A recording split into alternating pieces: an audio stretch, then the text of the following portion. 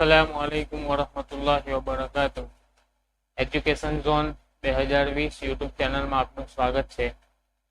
ધોરણ 11 ભૌતિક વિજ્ઞાનના વિદ્યાર્થી મિત્રો, આપણે ચેપ્ટર નંબર 6 ની અંદર લાસ્ટ ટાઈમ ઉદાહરણોના કેટલાક એક્ઝામ્પલ ગણેલા। લાસ્ટ ટાઈમ આપણે 6.7 સુધીના એક્ઝામ્પલ ગણવાનો પ્રયત્ન કરેલો।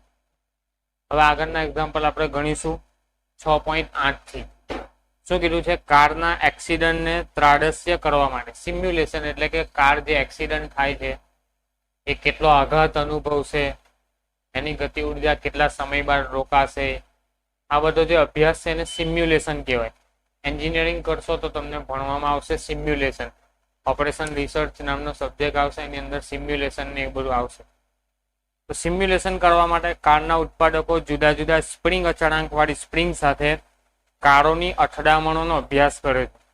એક એવું ત્રાડસ્ય વિચારો કે જેમાં 18 કિલોમીટર પ્રતિ કલાકની ઝડપથી લીસા રસ્તા પર ગતિ કરતી 1000 કિલોગ્રામ દળની કાર સમક્ષિતિજ રીતે લગાડેલા 6.25 ગુણ્યા 10³ ન્યૂટન પર મીટર સ્પ્રિંગ અચળાંક વાળી સ્પ્રિંગ સાથે અથડાય છે। સ્પ્રિંગનું મહત્તમ સંકોચન કેટલું થાય? એકદમ સિમ્પલ ઉદાહરણ છે। ગતિ ઉર્જાનું સ્થિતિ ઉર્જામાં રૂપાંતર થાય। કાર v જેટલા વેગથી ગતિ કરે છે સમક્ષિતિજ લીસા સપાટીવાળા રસ્તા પર, જ્યાં તમારું ઘર્ષણ બળ નથી। આ જે દાખલો છે 6.8, એમાં ઘર્ષણ બળનો ઉલ્લેખ નથી, એટલે કે એ રસ્તા પર ઘર્ષણ બળ લાગતું નથી। અને એક આદર્શ સ્પ્રિંગ છે, એ આદર્શ સ્પ્રિંગ જેનો સ્પ્રિંગનો બળ અચળાંક તમને આપેલો છે 6.25 ગુણ્યા 10³ એ સ્પ્રિંગ સાથે અથડાશે એટલે સ્પ્રિંગનું સંકોચન થશે। અને સ્પ્રિંગનું જ્યારે સંકોચન થાય એટલે કે સ્પ્રિંગનું જે મહત્તમ સ્થાનાંતર થાય તે દરમિયાન સ્પ્રિંગની અંદર કાર્ય થાય, અને એ કાર્ય સ્પ્રિંગની અંદર સ્થિતિ ઉર્જા સ્વરૂપે સંગ્રહ પામે। અને આ સ્થિતિ ઉર્જા ક્યાંથી આવી? તો કારે જે ગતિ ઉર્જા ગુમાવી એનું રૂપાંતર સ્થિતિ ઉર્જામાં થયું। તો બસ એ જ કન્સેપ્ટનો ઉપયોગ કરવાનો। આપણે આગળ થિયરીમાં ભણીને આવ્યા કે સ્પ્રિંગમાં સંગ્રહ પામતી સ્થિતિ ઉર્જા કેટલી હોય? 1/2 kxm², અને કારની ગતિ ઉર્જા કેટલી હોય? 1/2 mv²। તો જેટલી ગતિ ઉર્જા હતી એટલી તમામે તમામ ગતિ ઉર્જાનું સમા રૂપાંતર થયું સ્થિતિ ઉર્જામાં। તો એ જ કન્સેપ્ટનો ઉપયોગ કરીશું કે કારની જે ગતિ ઉર્જા છે એના બરાબર શું થાય? સ્પ્રિંગમાં સંગ્રહ પામતી સ્થિતિ ઉર્જા। ગતિ ઉર્જા કેટલી? 1/2 mv², સ્થિતિ ઉર્જા કેટલી? 1/2 kxm²। આપણે ભણીને આવ્યા સૂત્રમાં, થિયરીમાં બંને તરફથી 1/2 કેન્સલ। આપણે xm શોધવાના છે। સ્પ્રિંગનું મહત્તમ સંકોચન કેટલું સ્થાનાંતર કર્યું અંદરની તરફ સ્પ્રિંગે એ આપણે શોધવાનું છે। xm ને કરતા બનાવીએ તો xm નો વર્ગ બરાબર શું થશે? mv²/k। m ની કિંમત તમને આપેલી છે 1000 કિલોગ્રામ, v ની કિંમત તમારી 18 કિલોમીટર પ્રતિ કલાક આપેલું છે, અને મીટર પર સેકન્ડમાં ફેરવો તો 5 મીટર પર સેકન્ડ થઈ જશે। બરાબર છે? તમને કન્વર્ઝન આવડે છે મીટર પર સેકન્ડમાં ફેરવવાનું। એના બરાબર 5 મૂકે તો v² એટલે 5 ગુણ્યા 5। k ની કિંમત પણ તમને આપેલી છે 6.25 ગુણ્યા 10³ સ્પ્રિંગનો અચળાંક। આ કેલ્ક્યુલેશન કરશો તો તમને xm ની કિંમત મળશે 2 મીટર, એટલે કે કાર અથડાશે ત્યારે સ્પ્રિંગ કેટલી સંકોચાશે? 2 મીટર જેટલી સંકોચન પામશે સ્પ્રિંગ। હવે આ જ દાખલો, આ જ માહિતીનો ઉપયોગ કરવાનો, અને એના પછીનો દાખલો 6.9 આપેલો છે। એમાં તમને ઘર્ષણ બળ આપેલું છે કે સ્પ્રિંગમાં એક તો પુનઃસ્થાપક બળ ઉદ્ભવે અને બીજું ઘર્ષણ બળ લાગે। બંને ગતિની વિરુદ્ધ દિશામાં લાગે। આપણને ખબર છે સ્પ્રિંગ જો આ તરફ સંકોચન પામતી હોય તો પુનઃસ્થાપક બળ પણ આ દિશામાં લાગે અને ઘર્ષણ બળ પણ આ દિશામાં લાગે। એટલે કે આપણે જયારે સંકોચન કરીએ છીએ તે દરમિયાન ઘર્ષણ બળ પણ લાગે છે। લીસી સપાટી વાળો રસ્તો નથી એવું માની લઈએ તો ઘર્ષણ બળ પણ આ દિશામાં લાગશે, પુનઃસ્થાપક બળ પણ આ દિશામાં લાગે। એટલે કે કાર્ય જે થાય, તમારે ગતિ ઉર્જાને સ્થિતિ ઉર્જામાં રૂપાંતર કરવા માટે જે કાર્ય કરવું પડે એ કાર્ય તમારું ઘર્ષણ બળ અને પુનઃસ્થાપક બળ બંનેના સ્વરૂપે સંગ્રહ પામશે। બરાબર છે? જે કાર્ય જે થશે તમારું ઘર્ષણ બળના કારણે પણ થશે અને પુનઃસ્થાપક બળને કારણે પણ કાર્ય થશે। અહીંયા આપણે સીધું યાંત્રિક ઉર્જાનો સંરક્ષણનો નિયમ નહીં વાપરે। 8મા દાખલામાં આપણે શું કર્યું? યાંત્રિક ઉર્જાનું સંરક્ષણ, કે ગતિ ઉર્જા બરાબર સ્થિતિ ઉર્જા, અથવા ગતિ ઉર્જા અને સ્થિતિ ઉર્જાનો સરવાળો અચળ રહે, એ કન્સેપ્ટનો ઉપયોગ કર્યો। યાંત્રિક ઉર્જાનું સંરક્ષણનો આપણે ઉપયોગ કર્યો। આ દાખલામાં યાંત્રિક ઉર્જાનું સંરક્ષણ નહીં થાય। કેમ? કે ગતિ ઉર્જા તો હશે, સ્થિતિ ઉર્જા તો હશે, એની સાથે સાથે ઉષ્મા ઉર્જા પણ હશે। ઘર્ષણ બળ છે એટલે ઉષ્મા ઉર્જા પણ આવશે। એટલે અહીંયા યાંત્રિક ઉર્જાનું સંરક્ષણ નહીં થાય, પણ ખરેખર શું થશે? કાર્ય ઉર્જા પ્રમેયનું પાલન થશે। શાનું પાલન થશે?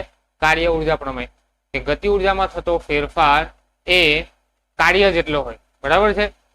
જે કાર્ય આપણે કર્યું એના જેટલો હોય. ગતિ ઉર્જામાં કેટલો ફેરફાર થયો તો kf માઇનસ ki જેટલો. એ તમારા કોના જેટલો હોય? કાર્ય જેટલો. kf કેટલું? તો ફાઇનલ ગતિ ઉર્જા. તો કાર તમારી થોભી જાય છે, વેગ એનો 0 થઈ જાય. 5 મીટર પર સેકન્ડ જેટલો વેગ હતો એ હવે શું થઈ જશે? 0 થઈ જશે. ત્યાં સુધી એના અંદર ગતિ ઉર્જામાં ફેરફાર થશે. તો 0 માંથી 1/2 mv². શરૂઆતમાં ગતિ ઉર્જા કેટલી હતી? 1/2 mv². ફાઇનલ ગતિ ઉર્જા કેટલી આવી? તમારી 0. તો આ તમારું શું હશે? ડેલ્ટા કે 0 માઇનસ 1/2 mv².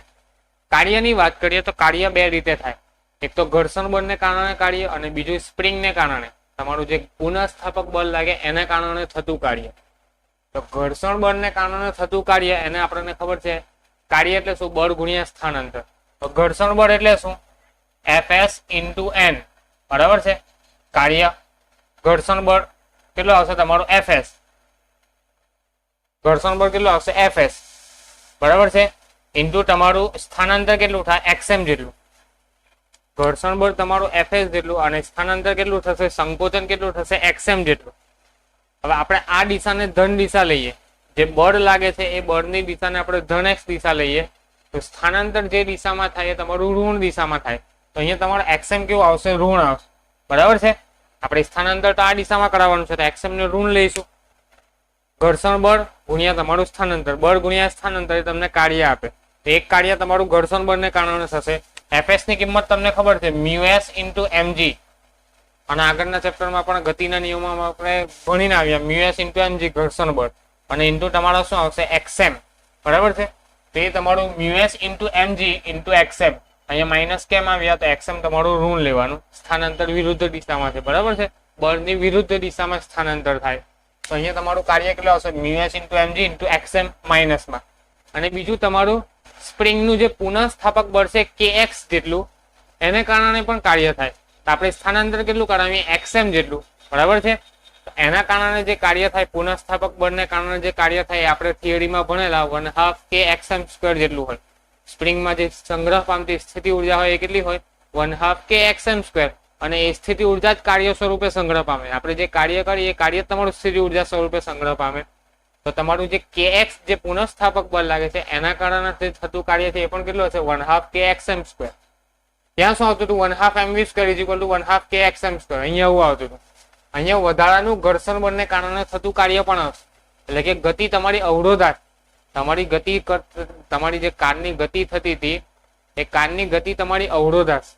ગતિ અવરોધાશે એટલે કે સ્પ્રિંગ જેટલું સંકોચન પામવાની હતી એના કરતા ઓછું સંકોચન પામશે. શાના કારણે? ઘર્ષણને કારણે. બરાબર છે. ઘર્ષણને કારણે તમારું સંકોચન ઓછું થશે. અહીંયા 2 મીટરનું સંકોચન થતું હતું. અહીંયા જે તમારો જવાબ આવશે એમાં સંકોચન તમારું ઓછું જોવા મળશે. ચાલો, તો આ 1/2 mv², આ 1/2 kxm² અને આ તમારું μs into mg into xm.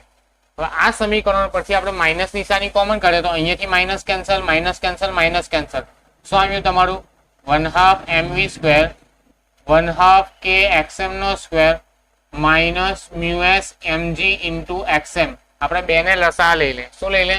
બે ને લસા. તો mv²/2 અહીંયા આવશે kxm² minus 2 μs mg into xm આખાના છેદમાં 2. આ રીતે બે લસા આવશે. હવે અહીંયા લસા લઈ લો. બંને તરફથી બે બે કેન્સલ. સમીકરણ બનાવીએ તો શું થશે? kxm² minus 2 times μs into mg into xm minus mv² is equal to 0. Okay, તો આ તમારું xm માં દ્વિઘાત સમીકરણ કહેવાય. સમાન દ્વિઘાત. μs ની વેલ્યુ તમને આપેલી છે 0.5, m ની કિંમત ખબર છે 1000, g ની કિંમત ખબર છે તમને 10. તો આ કેલ્ક્યુલેશન કરશો 2 μs mg. બરાબર છે. એ કેલ્ક્યુલેશન નો જવાબ કેટલો? 2 ગુણ્યા 0.5 ગુણ્યા 1000 ગુણ્યા 10. આ રીતે તમે કેલ્ક્યુલેશન કરો તો કેટલા આવશે તમારા? 1000 ગુણ્યા 10 એટલે તમારા થશે 10,000. 10,000 ના ડબલ 20,000, 20,000 ના અડધા 10,000. આ તમારું શું આવશે? 10,000. kxm² minus 10,000 xm minus 1000 v² is equal to 0. આ તમને ખબર છે. v ની કિંમત પણ ખબર છે 5 ગુણ્યા 5. અહીંયા તમે મૂકી શકો 5 ગુણ્યા 5 v ની કિંમત પણ. અહીંયા k ની કિંમત પણ તમે મૂકી શકો. k ની કિંમત આપેલી હતી તમને 6.25 ગુણ્યા 10 ની 3 ઘાત. આ તમારી k ની કિંમત હતી. ઓકે, તો આ તમારું XM માં દ્વિઘાત સમીકરણ, તમારું દ્વિઘાત સમીકરણ છે XM માં. હવે દ્વિઘાત સમીકરણનો ઉકેલ તમને મેળવતા આવડે. એક કામ કરો તો ચાલે, 3 3 માં અજાળ આવે છે. જો અહીંયા 10 ની 3 ઘાત એટલે અજાળ, અહીંયા પણ અજાળ આવે છે, અજાળને કાઢી નાખીએ. અહીંયા પણ અજાળ આવે છે, અજાળને કાઢી નાખીએ તો શું બચશે? 6.25 XM નો વર્ગ minus 10 XM minus 5 5 25 is equal two 0. હવે કઈ કોમન નીકળશે? કઈ કોમન થઈ નહીં, આ જ સમીકરણ હશે. હવે આનું દ્વિઘાત સમીકરણના b² - 4ac થી સોલ્વ કરજો. તનેથી b² - 4ac કરીને ડેલ્ટા શોધવાનો, રૂટ ડેલ્ટા મેળવવાનું અને સમીકરણના બીજ મેળવવાના. -b ± route delta upon 2a, બરાબર છે. ax² + bx + c is equal two 0. દ્વિઘાત સમીકરણ વિવેચકની રીત. વિવેચકની રીતથી તમારે આ સમીકરણને સોલ્વ કરવાનું. આ સમીકરણને વિવેચકની મદદથી સોલ્વ કરશો તો તમને જે XM ની કિંમત મળશે એ તમને મળશે 1.35 મીટર. કેટલી કિંમત આવશે તમારી XM ની? 1.35 મીટર. ત્યાં કેટલી આવતી હતી? સંકોચનની 2 મીટર. એટલે કે જ્યારે ઘર્ષણ બળ ન હતું તે દરમિયાન સંકોચન વધારે થતું હતું, 2 મીટર જેટલી સ્પ્રિંગ સંકોચાતી હતી. જ્યારે ઘર્ષણ બળ લાગે છે, લીસો સપાટી વાળો રોડ નથી, જ્યારે ઘર્ષણ બળ લાગે તો ઘર્ષણ બળ વડે થતું કાર્ય તમારું બાદ થાય. એટલે એ કાર્ય તમારું સ્પ્રિંગના જે થતા કાર્ય હોય એનામાંથી બાદ થશે. એટલે કે એટલું કાર્ય તમારું વધારાનું ઉમેરાશે, બરાબર છે. બાદ થાય એનો મતલબ કે અહીંયાથી પણ બાદ થશે, બધે બાજુથી માઇનસ નિશાની કાઢશો એટલે એટલું ઉમેરાશે. એટલે એ કાર્ય તમારી ગતિનો વિરોધ કરશે, બરાબર છે. તો એના કારણે તમારું જે સ્થાનાંતર આવે છે, મહત્તમ સંકોચન આવે છે, તમારું ઘટી જશે, 1.35 મીટર આવશે. અહીંયા કારણ શું આવ્યું? સંરક્ષી બળ ને અસંરક્ષી બળ. તમને થોડી નીચે માહિતી દાખલાની નીચે આપેલી છે કે કન્ઝર્વેટિવ ફોર્સ હોય, સંરક્ષી બળ વડે થતું કાર્ય હોય તો તે દરમિયાન તમારું સંકોચન મહત્તમ થાય. સંરક્ષી બળ વડે જો થતું કાર્ય, ત્યાં તમારું ઘર્ષણ બળ નથી, બરાબર છે. એટલે તમારા જે બળો લાગે છે તમારા સંરક્ષી બળો છે. સ્પ્રિંગ બળ તમારું સંરક્ષી બળ છે, બરાબર છે. જ્યારે યાંત્રિક ઉર્જાનું સંરક્ષણ થાય ત્યારે અસંરક્ષી બળ આવે. ઘર્ષણ બળ તમારું અસંરક્ષી બળ છે. નોન કન્ઝર્વેટિવ ફોર્સ હોય, નોન કન્ઝર્વેટિવ ફોર્સ એટલે કે ઘર્ષણ બળ તમારું હાજર હોય તે દરમિયાન સ્પ્રિંગના સંકોચનમાં ઘટાડો થશે. એટલે કે યાંત્રિક ઉર્જાનું સંરક્ષણ અહીંયા પાલન થાય નહીં. અહીંયા તમારે કાર્ય ઉર્જા પ્રમેયનો ઉપયોગ કરવો પડે. ઓકે, એટલા માટે તમને એક સૂત્ર એવું પણ આપેલું છે, એનર્જી યાંત્રિક ઉર્જા is equal two FNC into delta x. FNC એટલે કે નોન કન્ઝર્વેટિવ ફોર્સ, બરાબર છે.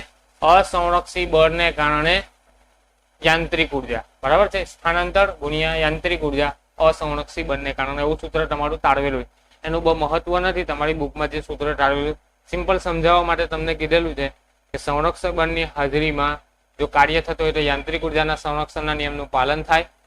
અસંરક્ષી બળની હાજરીમાં જો કાર્ય થતું હોય તો યાંત્રિક ઉર્જાના સંરક્ષણના નિયમનું પાલન થતું નથી. ત્યારે તમારે કાર્ય ઉર્જા પ્રમેય વાપરવાનો અને કાર્ય ઉર્જા પ્રમાણે તમારે ગણતરી કરવાની. ઓકે, ચાલો હવે આપણે આવીએ એક્ઝામ્પલ નંબર 6.11 પર. એમાં કીધું છે મહત્તમ 1800 કિલોગ્રામ, જેમાં લિફ્ટ અને મુસાફરો બંને સહન કરી શકે એવી એક લિફ્ટ 2 મીટર પર સેકન્ડની અચળ ઝડપથી ઉપરની તરફ જઈ રહી છે. લિફ્ટની ગતિની વિરુદ્ધ દિશામાં લાગતું ગતિનું ઘર્ષણ બળ 4000 ન્યૂટન છે. તો મોટર વડે લિફ્ટને પૂરો પાડેલો લઘુત્તમ પાવર વોટમાં અને હોર્સ પાવરમાં શોધો. અહીંયા તમારે મોટર વડે લિફ્ટને પૂરો પાડવામાં આવેલો પાવર શોધવાનો છે. આ પાવરને મિકેનિકલ પાવર કહેવાય. શું કહેવાય? Mechanical power. આપણે બહારથી પાવર આપીશું તો લિફ્ટ ઉપર જશે અને આ પાવર તમારા 2 બળોની વિરુદ્ધમાં થશે. 2 બળો કયા કયા? તો લિફ્ટનું વજન બળ જે નીચેની દિશામાં લાગે, અને બીજું ઘર્ષણ બળ, ગતિને અવરોધ કરનારું ઘર્ષણ બળ, તે પણ નીચેની દિશામાં લાગે. આપણી ગતિ ઉપરની તરફ છે તો ઘર્ષણ બળ નીચેની તરફ લાગશે. તો આ બંને બળોનો વિરોધ કરતું તમારે કોઈક બળ લગાડવું પડે અને એ બળ કોના દ્વારા પૂરું પાડવામાં આવે? પાવર દ્વારા. અને એ પાવર ક્યાંથી મળશે? તમને મોટરમાંથી. અને મોટર દ્વારા ઉત્પન્ન થતો જે પાવર છે એને મિકેનિકલ પાવર કહેવામાં આવે. અને મિકેનિકલ પાવરનું સૂત્ર આપણે પાવરની જ્યારે થિયરી ભણેલી ત્યારે જોયેલું, F into V. Mechanical power બરાબર શું થાય? F into V. અહીંયા F એટલે કયું બળ? વજન બળ અને ઘર્ષણ બળ બંનેનું કમ્બાઈન બળ. વજન બળ તમારું mg જેટલું, ઘર્ષણ બળ તમારું F જેટલું, જે તમને 4000 ન્યૂટનનું આપેલું છે, ગુણ્યા તમારા વેગ. લિફ્ટનો તમને વેગ આપેલો છે 2 મીટર પર સેકન્ડ. ગણતરી કરો, એમ ની કિંમત 1800 મૂકો, જી ની કિંમત 10, ગુરુત્વ પ્રવેગ 4000 ન્યૂટનનું ઘર્ષણ બળ ગુણ્યા 2 મીટર પર સેકન્ડનો વેગ. કેલ્ક્યુલેશન કરશો તો તમને પાવર મળશે 44000 વોટ. કેટલો મળશે? 44000 વોટ. તો પહેલો જવાબ તમારો આવી ગયો વોટમાં. કિલોવોટમાં લખો તો 44 કિલોવોટ થાય. હવે હોર્સ પાવરમાં કન્વર્ઝન કરવાનું છે. તમને ખબર છે 1 હોર્સ પાવર બરાબર 746 વોટ થાય. આપણને કન્વર્ઝન ખબર છે 1 હોર્સ પાવર બરાબર 746 વોટ. તો તમારી પાસે વોટ કેટલા છે? 44000 વોટ. તો 44000 વોટ હોય તો કેટલા હોર્સ પાવર થાય? તો 44000 ના છેદમાં 746. બરાબર છે. આ ભાગાકાર કરશો તો તમને મળશે 59 હોર્સ પાવર. તો લિફ્ટ દ્વારા લઘુત્તમ પૂરો પાડવામાં આવતો પાવર કેટલા આવશે મોટર દ્વારા? 59 હોર્સ પાવર, અથવા વોટમાં કહો તો 44000 વોટ. એટલે આટલા વોટની તમારે મોટરનો ઉપયોગ કરવો પડે તો લિફ્ટ મુસાફરો સહિત ઉપરની તરફ જઈ શકે, ફ્રિક્શન એટલે કે ઘર્ષણ બળનો વિરોધ કરીને. ઓકે, ચાલો આગળ ચાલીશું. 6.12 માં એક્ઝામ્પલ નંબર. ન્યૂટનનું ધીમા પડવું, એવું કઈ થિયરી સ્વરૂપે તમને એક્ઝામ્પલ આપેલો છે. ન્યુક્લિયર રિએક્ટરમાં એક ઝડપી ન્યુટ્રોન આશરે 10⁷ મીટર પર સેકન્ડને 10⁻³ મીટર પર સેકન્ડ જેટલો ધીમો પાડવો જરૂરી છે.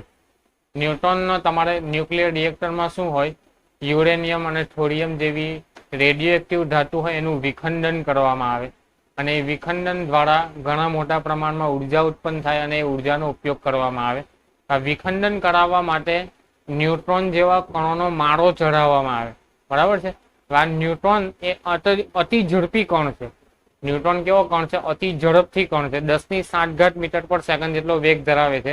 એનો વેગ ઘટાડીને કેટલો કરવાનો છે? 10⁻³ મીટર પર સેકન્ડ. તો જેથી તેને યુરેનિયમ જેવા સમસ્થાનિક સાથે આંતરક્રિયાને સંભાવના ખૂબ વધે અને તેનું વિખંડન કરવામાં આવે. બરાબર છે. તો દર્શાવો કે ડ્યુટેરિયમ કે કાર્બન કે જેમનું દળ ન્યુટ્રોનના દળ કરતાં ફક્ત થોડું ઘણું જ વધારે હોય છે, તેમની સાથે સ્થિતિસ્થાપક અથડામણ દરમિયાન ન્યુટ્રોન તેમની મોટાભાગની ગતિ ઉર્જા ગુમાવી શકે છે. આપણી ગતિ ઉર્જા શરૂઆતમાં ન્યુટ્રોનનો વેગ કેટલો હતો? 10⁷. હવે એને ઘટાડવાનો કેવી રીતે? તો કોઈ એવા પદાર્થ સાથે કે જેનું વજન અથવા જેનું દળ ન્યુટ્રોનના દળ કરતાં થોડું વધારે હોય. બરાબર છે. કોઈ એવા પદાર્થોના નામ તમને આપેલા છે, ડ્યુટેરોન અથવા ડ્યુટેરિયમ. ડ્યુટેરિયમ એટલે 1H2.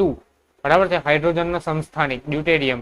અથવા કાર્બન, ગ્રેફાઇટ, ભારે પાણી છે, ડ્યુટેરિયમ છે, અને મોડરેટર કહેવાય.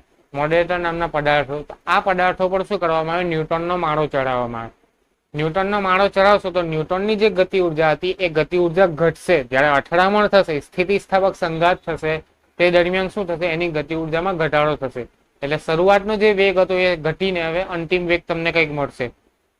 આપણે વેગ કેટલો કરવાનો છે? 10⁻³ મીટર પર સેકન્ડ જેટલો. તો આ વેગ કરવા માટે આપણે શું કરશું? અથડામણ કરાવીશું, સ્થિતિસ્થાપક સંઘાત કરાવીશું. અહીંયા તમારે શોધવાનું શું છે? તેમની સાથે સ્થિતિસ્થાપક અથડામણ દરમિયાન ન્યુટ્રોન તેમની મોટાભાગની ઉર્જા ગુમાવે છે.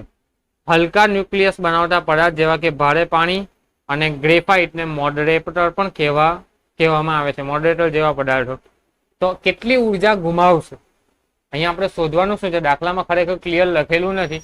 અહીંયા શોધવાનું શું છે તમારો? કે ન્યુટ્રોન પોતાની પ્રારંભિક ગતિ ઉર્જા કરતા અંતિમ ગતિ ઉર્જામાં રૂપાંતર થાય છે ત્યારે કેટલી ગતિ ઉર્જા ગુમાવે છે, અથવા પોતે ગુમાવેલી ઉર્જા મોડરેટરને કેટલી ઉર્જા મળે છે.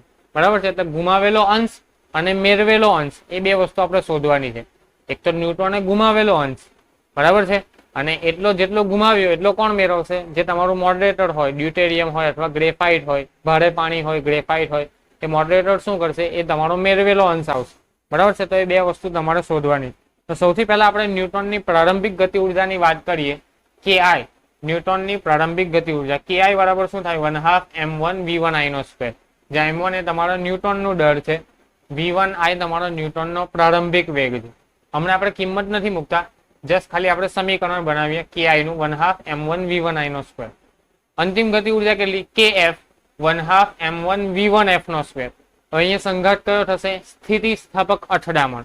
સ્થિતિસ્થાપક અથડામણમાં આપણે v1f ના સૂત્ર તાળવેલા, v1f અને v2f નું સૂત્ર તાળવેલું.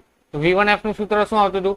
m1 - m2 ના છેદમાં m1 + m2 આખા કૌંસનો વર્ગ ઇન્ટુ v1i². એવું આવશે ને? V1F નું સૂત્ર શું હતું? તો M1 માઇનસ M2 ના છેદમાં M1 plus M2 into V1I. અહીંયા વર્ગ છે તો આનો પણ વર્ગ થશે અને V1I નો પણ વર્ગ થશે. M1 ના M ના 1/2 ના 1/2. આ તમને KF નું સમીકરણ મળ્યું. હવે તમારે શું શોધવાનું? ગતિ ઉર્જાનો ગુમાવાયેલો અંશ. ન્યુટ્રોને ગતિ ઉર્જાને શું કરી? ગુમાવી. અને મોડરેટર જે છે, જે તમારા ભારે પાણી અને ગ્રેફાઇટ છે, શું કરશે? ગતિ ઉર્જાને મેળવશે. ન્યુટ્રોને જેટલી ગતિ ઉર્જા ગુમાવી એટલી એને મેળવીએ. આ કોના જેવું છે કે ભાઈ 100 માર્ક્સ નું પ્રશ્નપત્ર હોય, તમારે જે અંશ શોધવાનો છે, અંશ કેવી રીતે મળે?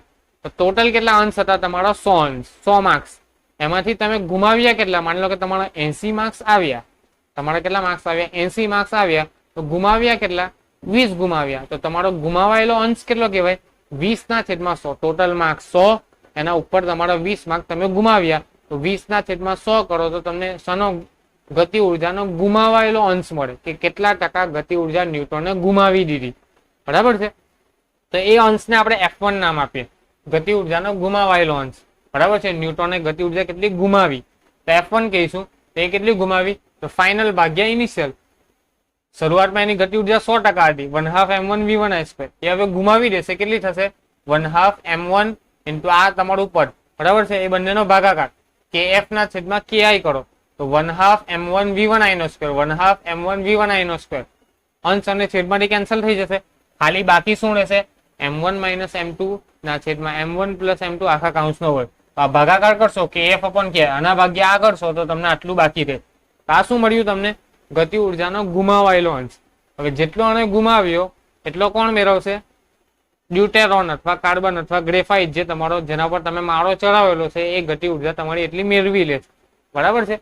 તો મેળવેલો અંશ શોધવો હોય, ખરેખર સ્થિતિ એવી છે, આ તમારો માની લો કે ન્યુટ્રોન હતો. બરાબર છે? ન્યુટ્રોનનો તમે માળો ચડાવ્યો કોઈ પદાર્થ પર. હવે અહીંયા આની સાથે અથડામણ, આનો વેગ કેટલો હતો? V1I. બરાબર છે? આનો વેગ કેટલો? V1I હતો. અથડામણ પછી એનો વેગ કેટલો થઈ ગયો? તમારો V1F જેટલો. અથડામણ પછી શરૂઆતમાં આનો વેગ કેટલો હતો? V2I. બરાબર છે? બીજો પદાર્થ છે તો એનો વેગ કેટલો હતો? V2I. એ તમારો સ્થિર હતો. બરાબર? સ્થિર હતો એટલે કેટલો થશે? તમારો 0. અને અંતિમ વેગ એ અથડામણ પછી કઈક ગતિ ઉર્જા પ્રાપ્ત કરશે, અને જેટલી ગુમાવી એટલી ગતિ ઉર્જા આને મળશે. એટલે આ અથડામણ પછી ગતિ ઉર્જા પ્રાપ્ત કરશે. એનો વેગ થશે તમારો V2F. કેટલો વેગ થશે તમારો? V2F. બરાબર છે? અને એવું આપણે માનીને જ લેતા કે સ્થિર છે, V2I જેટલો વેગ છે. આપણે સ્થિર નથી ધારતા, સિમ્પલ. આનો વેગ હતો V2I, આનો V1I. શરૂઆતમાં અથડામણ થઈ, આનો વેગ થઈ ગયો V1F, ઘટી ગયો. એ મુજબ તમે V1F નું સૂત્ર લગાવ્યું અને ગુમાવેલો અંશ મેળવી નાખ્યો. V1F અપન V1I નો ઉપયોગ થઈ KF અપન KI કરીને તમે ગતિ ઉર્જાનો ગુમાવેલો અંશ મેળવી લીધો. અહીં કેટલો અંશ મેળવ્યો? શરૂઆતમાં આની ગતિ ઉર્જા કેટલી હતી? 1/2 M2 V2I². અંતિમ ગતિ ઉર્જા કેટલી આવી? 1/2 M2 V2F². બરાબર છે? એનો મેળવેલો અંશ આપણે શોધવો હોય કે મોડરેટરે ગતિ ઉર્જાનો મેળવેલો અંશ, એને આપણે F2 નામ આપીએ. શું નામ આપીએ? F2. F2 શું થશે? KF upon KI. આ KF કોના માટે? બીજા પદાર્થ માટે, અને KI તમારું બીજા પદાર્થ. ઓકે? હવે આને આપણે ડાયરેક્ટ શોધી નથી શકતા. બરાબર છે? એને શોધવા માટે આપણે શું કરીશું? આ સમીકરણનો ઉપયોગ કરીશું. F1 plus F2 is equal two 1. કેવી રીતે? તો હું તમને 100 માર્ક્સનું ઉદાહરણ આપ્યું કે 100 માર્ક્સનું પેપર હતું, એમાંથી 20 માર્ક આપણે ગુમાવ્યા. તો આ તમારું શું આવ્યું? F1. આ તમારું શું આવ્યું? F1. કે ગુમાવેલો અંશ કેટલો આવ્યો? 20/100. 20 માર્ક્સ તમે ગુમાવેલા હતા તો ગુમાવવાનો અંશ કેટલો આવ્યો? 20/100. તો મેળવેલો અંશ કેટલો આવશે તમારો? F2. 80/100 આવે કે ના આવે? કે તમે માર્ક્સ કેટલા મેળવ્યા? 20 માર્ક્સ તમે ગુમાવ્યા, તો મેળવ્યા કેટલા માર્ક્સ? 80 માર્ક્સ. તો મેળવેલો અંશ કેટલો આવ્યો? 80/100. બંનેનો સરવાળો કરો, F1 પ્લસ F2 કરો. 20 વત્તા 80 ના છેદમાં 100, 100 છેદમાં 100, 1 આવી જાય. એટલે હંમેશા ગુમાવેલો અંશ અને મેળવેલો અંશ બંનેનો સરવાળો હંમેશા કેટલો થાય? 1 થાય. તો આપણે આ સમીકરણનો ઉપયોગ કરીશું. F1 plus F2 is equal two શું થાય? 1 થાય. આપણે F2 શોધવા છે. શું શોધવા છે આપણે? F2. F2 કેવી રીતે મળશે? 1 માઇનસ F1. આ સમીકરણ વળી તો 1 માઇનસ F1. F1 કેટલું હતું તમારું? M1 માઇનસ M2 ના છેદમાં M1 પ્લસ M2 આખા કાઉન્સનો વર્ગ. આ તમારું F2 હતું. હવે આનું થોડું સાદુરૂપ આપવું પડશે. શું કરવું પડશે? સાદુરૂપ. જો હું સાદુરૂપ આપું છું, જોજો કઈ રીતે સાદુરૂપ અપાય છે આ સમીકરણનું અને F2 ની કિંમત કેવી રીતે મેળવાય છે તમારી બુકમાં ડાયરેક્ટ સમીકરણનું આપી દીધેલું છે, આપણે સાદુરૂપ આપીએ. F2 બરાબર શું થશે 1 માઇનસ અહીંયા તમારું થશે m1 માઇનસ m2 આખાનો વર્ગ છેદમાં m1 પ્લસ m2 આખાનો વર્ગ. અલગ અલગ વર્ગ આપી દીધો, અને પણ વર્ગ આપી દીધો, અને પણ વર્ગ આપી દીધો. આનો ક્રોસ ગુણાકાર કરું તો m1 પ્લસ m2 આખાનો વર્ગ માઇનસ m1 માઇનસ m2 આખાનો વર્ગ છેદમાં m1 પ્લસ m2 આખા કૌંસનો વર્ગ. વિસ્તરણ આપીએ તો m1 નો વર્ગ વત્તા 2m1 m2 વત્તા m2 નો વર્ગ માઇનસ m1 નો વર્ગ વત્તા 2m1 m2 માઇનસ m2 નો વર્ગ. આવું થશે, ખ્યાલ આવે છે? આ રીતે તમારું સમય આ માઇનસ નિશાની મેં સાથે જ આપી દીધી. તો m1 m1 કેન્સલ થઈ જાય, m2 m2 કેન્સલ થઈ જાય, 2m1 m2 ને 2m1 m2 તો શું થઈ જશે 4m1 m2 થઈ જાય. 4m1 m2 ના છેદમાં m1 પ્લસ m2 આખા કૌંસનો વર્ગ. આ તમારું આવ્યું F2. F2 ને શું કહેવાય? ડ્યુટેરોન અથવા કાર્બન અથવા ગ્રેફાઇટ અથવા મોડરેટરે મેળવેલો અંશ, ગતિ ઉર્જાનો મેળવેલો અંશ F2 તમારો એટલો આવશે 4m1 m2 ના છેદમાં m1 પ્લસ m2 આખા કૌંસનો વર્ગ. તો બંને યાદ રાખજો, F1 ની કિંમત પણ યાદ રાખજો, F2 ની કિંમત પણ યાદ રાખજો. હવે આપેલા કિસ્સામાં આપણે ડ્યુટેરોનનું ઉદાહરણ લઈએ. શાનું ઉદાહરણ? F1 નું સૂત્ર આવ્યું તમારું m1 માઇનસ m2 ના છેદમાં m1 પ્લસ m2 આખા કૌંસનો વર્ગ. આ તમારું F1 આવ્યું, અને F2 આવ્યું તમારું 4m1 m2 ના છેદમાં m1 પ્લસ m2. આ સૂત્ર આવ્યું. હવે ડ્યુટેરોન ની વાત કરીએ. ડ્યુટેરોન એટલે 1h2, બરાબર છે? એટલે કે 1 ન્યૂટન નું દળ આપણે m1 બરાબર m1 લઈએ, ન્યૂટન નું દળ m1 બરાબર m1 લઈએ તો ડ્યુટેરોન માટે ન્યૂટન કેટલા 2, તો તમારું m2 જે દળ છે એ તમારું 2 ટાઈમ્સ m1 થાય. ડ્યુટેરોન માટે m2 કેટલા થશે 2 ટાઈમ્સ m1. અહીંયા 2 ન્યૂટન થશે, બરાબર છે? 2 પરમાણુ 2 ન્યૂટન, 1 ન્યૂટનના દળને આપણે m1 લીધું તો ડ્યુટેરોન માટે 2 ન્યૂટન, તો એ દળ કેટલો હશે? આ તો તમારો m1 1 ન્યૂટન નું દળ છે, જે ન્યૂટન તમે માળો ચડાવો છો તે. અને અહીંયા માની લો કે ડ્યુટેરોન છે તો ડ્યુટેરોનમાં 2 ન્યૂટન હોય, બરાબર છે? 1h2 પ્રમાણે 2 ન્યૂટન, તો અનુદળ m1 હોય તો અનુદળ કેટલું થાય 2m1 થાય. આના કરતા ડબલ દળ થશે, બરાબર છે? તો m1 બરાબર m1 અને m2 બરાબર 2m2 લેવા, અને અહીંયા કિંમત મૂકો તો F1 શું થશે તમારું જોજો m1 માઇનસ 2m1 ના છેદમાં m1 પ્લસ 2m1 આખા કૌંસનો વર્ગ. આ તમારું આવ્યું માઇનસ m1 ના છેદમાં 3m1 આખા કૌંસનો વર્ગ. m1 m1 કેન્સલ, 1 ના છેદમાં 3 નો વર્ગ એટલે 1 ના છેદમાં 9. અને F2 શોધીએ. આ જ કિંમત મૂકીએ F2 માટે 4m1 2m1 છેદમાં m1 વત્તા 2m1. આવું થાય. ચાલો 4 દુના કેટલા થશે 8, m1 નો વર્ગ અને 2m1 વત્તા m1 એટલે 3m1, બરાબર છે? m1 વત્તા m1 એટલે શું થશે 3m1. તો m1 એક વખત કેન્સલ તો તમારું શું આવ્યું 8/3m1. F2 તમારા આટલા આવશે. ચેક કરી લઈએ. હા, છેદમાં સ્ક્વેર છે, હા, સ્ક્વેર ભૂલતા નહીં, બરાબર છે? અહીંયા પણ શું થશે સ્ક્વેર એટલે 3 નો વર્ગ 9m1 square, m1 square cancel તો તમારે F2 ની કિંમત આવશે 8/9. ઓકે, તો 1/9 અને 8/9 નો સરવાળો કરો, 9/9 = 1 આવી જાય. F1 plus F2 = 1. આ તમારો ડ્યુટેરોન માટે ન્યૂટને ગુમાવેલો અંશ અને આ તમારો મોડરેટરે મેળવેલો અંશ, બરાબર છે? તો તમારા દાખલામાં ગુમાવેલો અંશ અને મેળવેલો અંશ શોધવાનો રહો. એવું જ તમે કાર્બન માટે ગણતરી કરી શકો, બરાબર છે? 6 કાર્બન 12 આવે તો અહીંયા તમારે m1 બરાબર m1 લેવ તો કાર્બન માટે m2 બરાબર શું થશે 12m1. આ બંને કિંમતને તમે F1 અને F2 માં મૂકો અને કેલ્ક્યુલેશન કરશો તો તમને F1 અને F2 કાર્બન માટે પણ મળશે. મોડરેટર અહીંયા આપણે ડ્યુટેરોન માટે શોધ્યું, એ જ રીતે કાર્બન માટે પણ મળશે. અને એના પર્સન્ટેજ તમે કરો તો પર્સન્ટેજ પરથી એવું નીકળે કે ન્યૂટન પોતાની 90% ઉર્જા ગુમાવી નાખે છે. શું છે?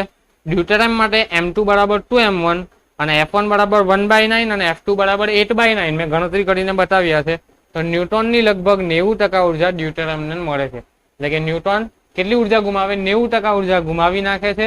અને કેટલા ટકા અહીંયા મેળવે છે? આ 8/9 કરશો તમે, કેલ્સી પર કરો ને 8/9, 8/9 તો તમને મળશે 0.8888.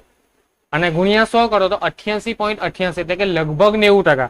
એટલે કે મોડરેટરને ન્યુટ્રોનની 90% ઉર્જા મળે છે. આ 90% ગુમાવી બેસે અને કેટલી ઉર્જા મળે છે? 90% ઉર્જા મળે છે. બરાબર. એટલે આની પાસે ખાલી 10% જ ઉર્જા બાકી રહે ન્યુટ્રોન પાસે. પોતાનામાંથી મોટામાં મોટી 90% જેટલી ઉર્જા એ મોડરેટરને આપી દે છે. બરાબર છે.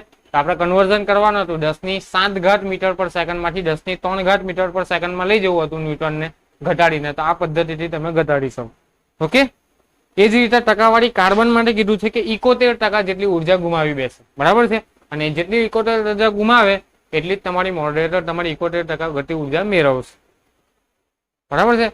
અને એના પછી હેડોન સંઘાતનું આપેલું છે. હેડોન સંઘાત મેં તમને આગળની થિયરીમાં સમજાવેલું કે સન્મુખ સંઘાત કોને કહેવાય? એક જ રેખા પર તમારા સંઘાત અનુભવાતા હોય, પ્રારંભિક અને અંતિમ વેગની દિશા એક જ રેખા પર હોય તો તમારા સન્મુખ સંઘાત કહેવાય. તો વ્યવહારમાં સન્મુખ સંઘાત શક્ય નથી. બરાબર છે. ચાલો ચેપ્ટરનો લાસ્ટ એક્ઝામ્પલ થિયરી રિલેટેડ તમારો એક્ઝામ્પલ છે. આકૃતિ 6.10 માં સમાંતર M1 બરાબર M2 ના બે બિલિયર્ડ બોલ વચ્ચેની અથડામણ દર્શાવેલી છે. આ બે સમાંતરના બોલ છે.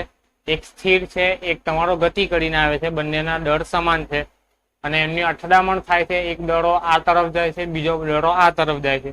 એક θ1 નો ખૂણો બનાવે છે, બીજો θ2 નો ખૂણો બનાવે છે. એટલે કે દ્વિપરિમાણિક સ્થિતિસ્થાપક સંઘાત છે. એમાં પહેલા બોલને ક્યુ બોલ કહેવામાં આવે અને બીજા બોલને લક્ષ્ય બોલ એટલે કે ટાર્ગેટ બોલ કહેવામાં આવે છે.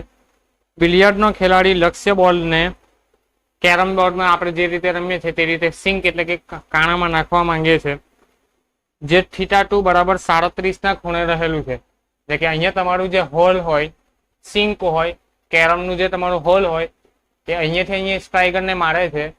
બંને સમાન દળ ધરાવતા છે, સમાન મૂલ્યના છે. એટલે આ θ2 બરાબર 37 ડિગ્રીના ખૂણે તમારું કાણું રહેલું છે, હોલ રહેલું છે. તેની અંદર પોતાના દડાને અથવા બોલને ફેંકવા માંગે છે. ધારો કે અથડામણ તમારી સ્થિતિસ્થાપક છે અને ઘર્ષણ અને ચાક ગતિ મહત્વની નથી તો θ1 નું મૂલ્ય મેળવો. બરાબર છે. સ્થિતિસ્થાપક સંઘાત છે એટલે બે વસ્તુનું પાલન થાય. એક તો વેગમાનનું સંરક્ષણ થાય અને બીજું ગતિ ઉર્જાનું સંરક્ષણ થાય. બંને કન્સેપ્ટનો આપણે ઉપયોગ કરીશું. પહેલા આપણે વેગમાનનું સંરક્ષણ લઈએ. વેગમાનનું સંરક્ષણ શું કે m1 v1i = m1 v1f + m2 v2f. બરાબર છે. m1 v1i, m1 v1f, m2 v2f. આનો દળ તો આનો વેગ તો તમારો 0 છે, સ્થિર હતું.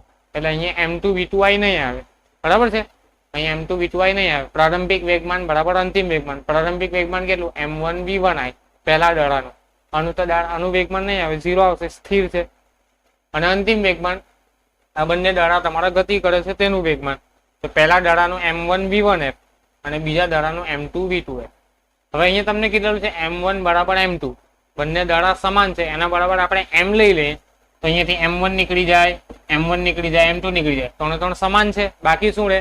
v1i = v1f + v2f. v1i = v1f + v2f. આપણે બંને બાજુ વર્ગ કરી દઈએ. v1i નો વર્ગ બરાબર v1f + v2f આખા કાઉન્સનો વર્ગ લખી શકાય. વર્ગની રીતે વિસ્તાર આપું તો v1f નો સ્ક્વેર + v2f નો સ્ક્વેર + 2v1f ડોટ v2f. તમને અહીંયા પ્રશ્ન થશે કે મેં ડોટ કેમ લખ્યું, ગુણ્યા કેમ નથી લખ્યું? તો v તમારો સદિશ રાશિ. વેગ કેવી રાશિ છે? તમારી સદિશ રાશિ. સદિશ રાશિઓનો હંમેશા ગુણાકાર ડોટ ગુણાકાર. સદિશ રાશિઓનો ગુણાકાર કેવો હોય? ડોટ ગુણાકાર. તો વેગ તમારી સદિશ રાશિ છે. અહીંયા વર્ગ કરી દેવો તો તમારા વેગનું મૂલ્ય મળી જશે. અહીંયા પણ વર્ગ છે એટલે વેગનું મૂલ્ય મળી જશે, સદિશ નહીં આવે. અહીંયા પણ વર્ગ કરો તો સદિશ નહીં આવે, પણ અહીંયા તમારો સદિશ આવશે. આ બંને જે છે તમારા શું છે? સદિશ રાશિઓ છે. બરાબર છે. આ રીતે તમારી સદિશ. તો સદિશ રાશિઓ વચ્ચે ગુણાકાર હોય તો એ તમારો ડોટ ગુણાકાર આવે. અને ડોટ ગુણાકાર માટે આપણે એવું કીધેલું a ડોટ b હોય તો એવું લખાય a નું મૂલ્ય b નું મૂલ્ય ગુણ્યા cos θ. આવું આપણે મેળવેલું. a ડોટ b બરાબર શું થાય? a નું મૂલ્ય ગુણ્યા b નું મૂલ્ય ગુણ્યા cos θ. તો આપણે એ રીતે ફેરવીએ તો v1f નો સ્ક્વેર + v2f નો સ્ક્વેર = 2 v1f નું મૂલ્ય v1f, v2f સદિશનું મૂલ્ય v2f અને બંને વચ્ચેનો ખૂણો તો v1f આ દિશામાં, v2f આ દિશામાં. બંને વચ્ચેનો ખૂણો θ જેટલો. θ કોના બરાબર છે? θ1 + θ2. θ1 અને θ2 નો સરવાળો કરો તો આખો ખૂણો તમને θ મળે, જે v1f અને v2f વચ્ચેનો ખૂણો છે. આ દડાનો વેગ કેટલો છે? v1f. અને આ દડાનો વેગ કેટલો છે? તમારો v2f. તો આખો ખૂણો તમારો કેટલો છે? θ. θ બરાબર શું થાય? θ1 + θ2. θ1 તમને શોધવાના છે, θ2 આપેલા છે 37, તો તમે એવું લખી શકો cos θ1 વત્તા 37 થીટાની જગ્યાએ, બરાબર છે. આખો ખૂણો તમારો થીટા છે, તો થીટા બરાબર શું લખી શકાય, θ1 વત્તા 37 લખી શકાય. આ તમને એક સમીકરણ મળ્યું. આ તમારું થયું વેગમાનનું સંરક્ષણ. હવે આપણે ગતિ ઉર્જાનું સંરક્ષણ લઈએ. ગતિ ઉર્જાનું સંરક્ષણ શું કે પ્રારંભિક ગતિ ઉર્જા તો 1/2 m1 v1i નો સ્ક્વેર ઇઝ ઇક્વલ ટુ અંતિમ ગતિ ઉર્જા 1/2 m1 v1f નો સ્ક્વેર વત્તા 1/2 m2 v2f નો સ્ક્વેર. હવે m1 બરાબર m2 છે, 1/2 પણ નીકળી જશે, બંને બાજુથી સમાન છે. m1 બરાબર m2 છે, તો m1 અને m2 પણ નીકળી જાય, સમાન છે, દળ સમાન છે. તો શું બચ્યું, v1i નો વર્ગ બરાબર v1f નો વર્ગ વત્તા v2f નો વર્ગ, બરાબર છે. અહીંયા ડાબી બાજુ જો v1i નો વર્ગ છે, આની ડાબી બાજુ જો v1i નો વર્ગ છે. બંનેની ડાબી બાજુ સરખી તો બંનેની જમણી બાજુ પણ સરખી. જમણી બાજુને સરખાવો અને આની સાથે સરખાવો તો v1f સાથે કેન્સલ, v2f નો વર્ગ v2f સાથે કેન્સલ. અહીંયા ત્રીજું પદ નથી, અહીંયા ત્રીજું પદ છે, અહીંયા કેટલું છે, આટલું છે, અને અહીંયા ત્રીજું પદ કઈ નથી, તો 0 માની લો. તો આના બરાબર 0 કહેવાય કે ના કહેવાય, તો 2v1f into v2f cos θ1 plus 37 is equal to 0 કહેવાય. ચાલો આ પદને નીચે લઈ જાઓ 0 ના છેદમાં, તો cos θ1 વત્તા 37 બરાબર 0 ના છેદમાં 2 times v1f into v2f. આવું થાય, 0 ભાગ્યા ગમે તે 0, તો આના બરાબર 0 લખાય. ઓકે, હવે 0 ની જગ્યાએ આપણે એવું લખી શકીએ cos 90 ની કિંમત પણ 0 છે. 0 ની જગ્યાએ આપણે cos 90 લખી શકીએ. બંને બાજુથી cos કેન્સલ, તો θ1 વત્તા 37 બરાબર કેટલા આવ્યા, 90. માટે θ1 બરાબર કેટલા થશે, 90 ઓછા 37 બરાબર 53. તમારે θ1 શોધવાનો, બરાબર છે. સિમ્પલ મેથડથી તમારો દાખલો આ રીતે થઈ શકે. તો અહીંયા તમારા ચેપ્ટરના ઉદાહરણના એક્ઝામ્પલ પૂર્ણ થાય છે. નેક્સ્ટ ટાઈમ આપણે સ્વાધ્યાયના એક્ઝામ્પલ ગણવાનો પ્રયત્ન કરીશું. Thank you.